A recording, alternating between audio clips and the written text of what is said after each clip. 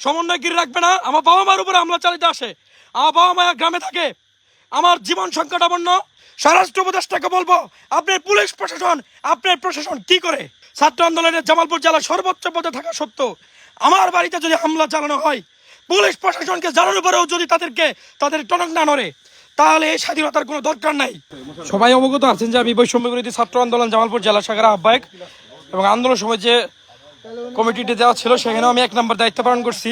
এবং দীর্ঘ 26 দিনের আন্দোলনের একবারে প্রথম থেকে শেষ পর্যন্ত আন্দোলন সমাপ্তি পর্যন্ত আমি কাজ করে গেছি দেশের স্বার্থে।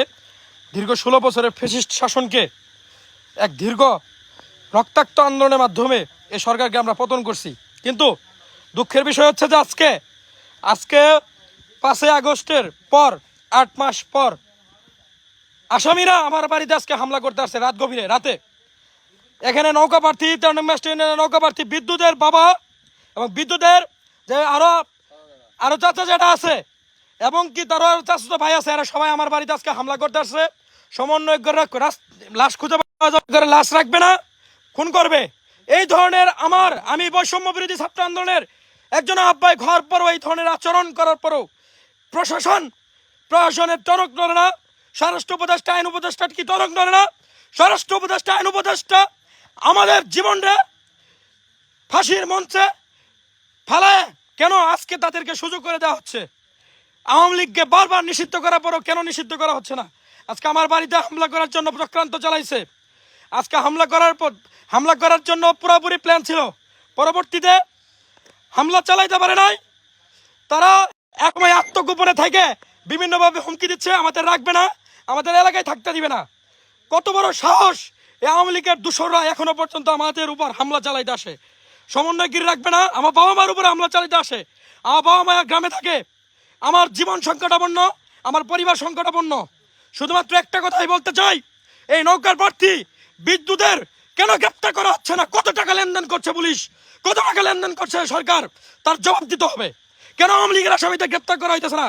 কত টাকা লেনদেন করছে তার জবাব দিতে হবে। কেন টাকা লেনদেনের বিনিময়ে আমাদের জীবনকে সংকটাপন্ন ফেলছে? আমি নাগরিক পার্টির আহ্বায়ক নাহিদ ইসলামকে বলবো, আপনার এই নমনীয়তা আমাদের জীবন আজকে কবরের দিকে ধাবিত হচ্ছে। আমি আইন উপদেষ্টা আসিফ নজরুল স্যারকে বলবো, আপনি বারবার সুযোগ দিচ্ছেন এই আসামিদের, আপনি সুযোগ না দিলে, আপনি বিচার আওতায় না আসার কারণে আজকে আমার বাড়িতে হামলা চালানোর দুঃসাহস দেখায়। আমি স্বরাষ্ট্র উপদেষ্টাকে বলবো, আপনার পুলিশ প্রশাসন, আপনার প্রশাসন কি করে? আপনার প্রশাসন আমার নিরাপত্তা দিতে ব্যর্থ, জনগণের নিরাপত্তা দিতে ব্যর্থ। আজকে জনগণের নিরাপত্তা দিতে ব্যর্থ হচ্ছে আমি বৈষম্য বিরোধীর ছাত্র আন্দোলনের জামালপুর জেলার সর্বোচ্চ পদে থাকা সত্ত্বেও আমার বাড়িতে যদি হামলা চালানো হয়, পুলিশ প্রশাসনকে জানানোর পরেও যদি তাদের টনক না নড়ে, তাহলে এই স্বাধীনতার কোনো দরকার নাই। বান্ডেল থাকলে প্রতি সেনমানিতে টাকা বাঁচবে।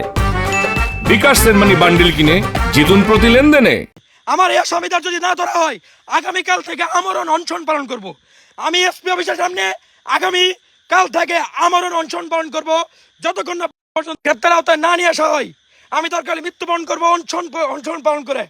আমি বলে দিলাম, কালকে থেকে আমার অনশন কর্মসূচি চলবে। এই অনশন কর্মসূচি মহোদয়, আপনাকে বারবার বলছি, আমার মৃত্যুর বিনিময়ে যদি আওয়ামী লীগের নিষিদ্ধ করা হয়, আমার মৃত্যু হোক, তারপর আওয়ামী লীগের নিষিদ্ধ করতে হবে। আমি আপনাকে চ্যালেঞ্জ করে বললাম, আমি কালকে থেকে আমরণ অনশন পালন করব এসপি অফিসের সামনে।